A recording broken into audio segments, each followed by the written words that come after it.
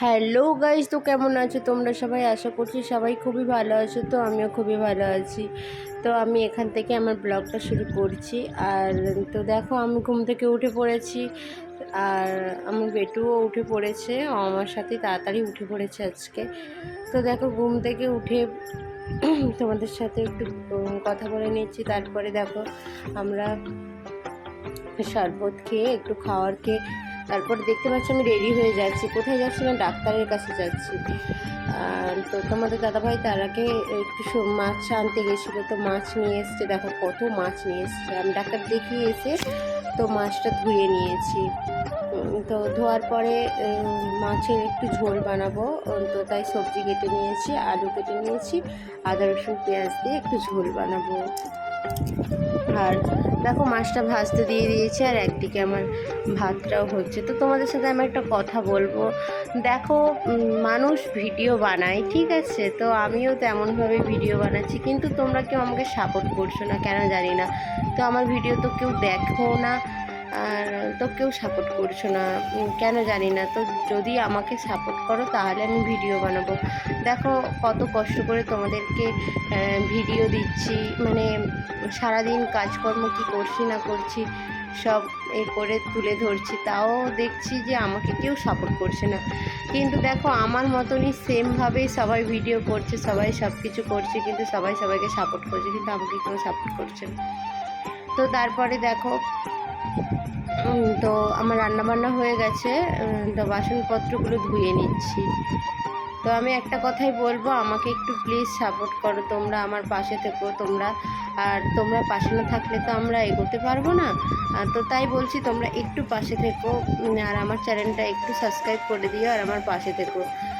আর দেখো, আমার তোমাদের সাথে কথা বলতে বলতে বাসনগুলোও ধোয়া হয়ে যাচ্ছে। তো একটা কথা শুধু মনে পড়ে, ছোটোবেলা থেকে বড় হয়েছি, কোনোদিন মানে মেয়ে হয়ে জন্ম হয়েছি, ভাবলে অবাক লাগে যে আগে যেগুলো কাজ করতাম না, জানতাম না, এখন দেখো নিজে হাতে একাই সংসার সামলাচ্ছি, একটা বাচ্চাকে সামলাচ্ছি। তো দেখতে পাচ্ছ, তো দেখো, দেখতে দেখতে আমার বেটু স্নান হয়ে গেছে। তো ওকে দেখো চান করিয়ে নিয়ে চলে এসেছি। তো ওকে, ও চান হয়ে গেছে, ওকে আগে জলে বসিয়ে রাখতে হয় অনেকক্ষণ, ও নিজে খেলা করবে, তারপরে ওকে নিয়ে এসেছি। দেখো, তো ওকে এবার খাইয়ে নেব। তো খাওয়ানোর পরে আমরা খেয়ে দিয়ে, ওদের দাদাভাই আমার গোপুসোনাকে চান করে দিয়েছিল, তো খেয়ে দিয়ে আর ভিডিও করা হয় না, আর ঘুমিয়ে পড়েছিলাম একটুখানি। আর তো দেখো, তারপরে আমি ঘুম থেকে উঠে ভিডিও করছি আবার কন্টিনিউ। আর দেখাচ্ছি তোমাদেরকে, আমি আজকে চুলেতে তেল দিয়েছি, কারণ কালকে শ্যাম্পু করব, তো তাই আমি তেল মেখে থাকতে পারি না। তো তাই বেশিরভাগ দিন সকালে দিই, নাহলে আগের দিন রাত থেকে দিয়ে রাখি তেলটা। তো দেখো, ঘুম থেকে উঠে পড়েছি, আমার বেটুর না খাবারটা শেষ হয়ে গেছে, একটু খাবার বানাবো।